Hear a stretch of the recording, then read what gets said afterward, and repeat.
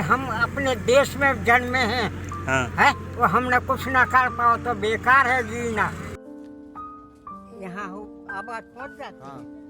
पंडित नेहरू की अपील पर सब कुछ कर दिया था दान। भुखमरी की कगार पर है यह देशभक्त। झांसी जिले के निवासी 95 वर्षीय मोहनलाल कुशवाहा ने 1962 के भारत चीन युद्ध के समय उस वक्त के प्रधानमंत्री जवाहरलाल नेहरू की अपील पर अपना सब कुछ दान कर दिया था। देश की सेवा का जज्बे में लोग कुछ भी कर गुजरते हैं। इस तरह के कई उदाहरण देखने को मिलते हैं। ऐसे लोग हुए हैं जिन्होंने देश पर अपना सब कुछ न्यौछावर कर दिया, लेकिन उनकी वर्तमान स्थिति देखकर और जानकर आप भी हैरान हो जाएंगे।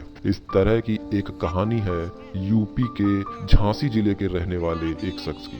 मोहनलाल कुशवाहा नाम के इस व्यक्ति ने 1962 के भारत चीन युद्ध के दौरान अपना सब कुछ दान कर दिया था। उन्होंने यह दान तत्कालीन प्रधानमंत्री पंडित जवाहरलाल नेहरू की अपील पर किया था, लेकिन आज यह शख्स भुखमरी के कगार पर है। मोहनलाल कुशवाहा फिलहाल झांसी जिले के मौरानी तहसील क्षेत्र के सकरार गांव में रह रहे हैं।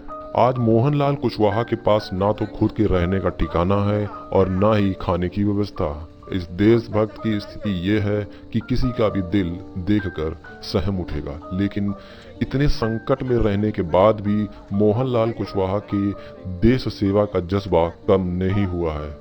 मोहनलाल कुशवाहा 95 साल के हो चुके हैं। फिलहाल वह एक झांसी जिले के मौरानी के अपने गांव सकरार के सड़क के किनारे एक पन्नी की झोपड़ी बनाकर गुजर बसर कर रहे हैं। एक वायरल वीडियो को देखने के बाद किसी का भी दिल व्याकुल हो उठेगा और मिलने का मन जरूर करेगा। वहीं गांव के निवासी हेमंत सिंह और पड़ोसी रविंद्र कुशवाहा के माध्यम से उनके रहने और खाने की समुचित व्यवस्था करवाई गई है। वहीं ग्रामीणों की मदद से साफ सफाई, स्टैंड फैन, LED बल्ब जो अभी तक वो अंधेरे में जीवन यापन कर रहे थे, उनको प्रदान किया गया है। साथ में दिव्यांगजन सशक्तिकरण विभाग के द्वारा उपलब्ध कराई गई इनको ट्राइसाइकिल भी दी गई है और समुचित व्यवस्था कराई गई है। ट्राइसाइकिल को झांसी से सकरार लाने में जितेंद्र कुशवाहा और उनके पड़ोसी रविंद्र कुशवाहा ने खासा मदद करी है। तो ये थी कहानी एक ऐसे क्रांतिकारी की जो अपना जीवन भुखमरी की कगार पर बिता रहा है, जिसमें सरकार चाहे जिसकी भी हो, मायावती की सरकार रही हो, मुलायम सिंह की सरकार रही हो और अखिलेश की सरकार रही हो और मौजूदा समय में योगी आदित्यनाथ की सरकार है। अब ये चीज़ सरकारों को भी सोचना है कि जिन्होंने अपने सब कुछ दांव लगाने के बाद आज़ादी दिलाई और उसके बाद कई युद्ध हुए, उसमें अपना सहयोग दिया, तो क्या ऐसे जो स्वतंत्रता सेनानी उनके लिए उनका कोई फर्ज बनता है।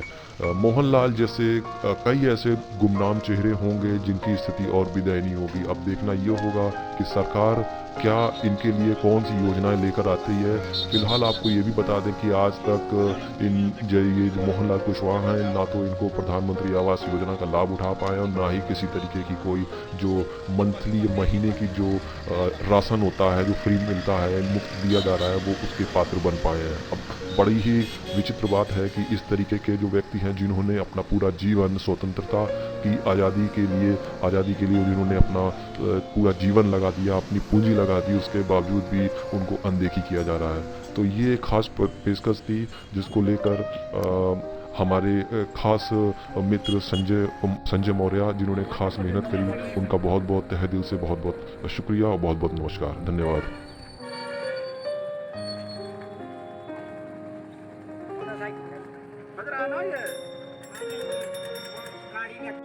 आपने 1962 के युद्ध में सब कुछ दान कर दो तो सही बात है जा? हम सब ने मना कर दी थी। अच्छा,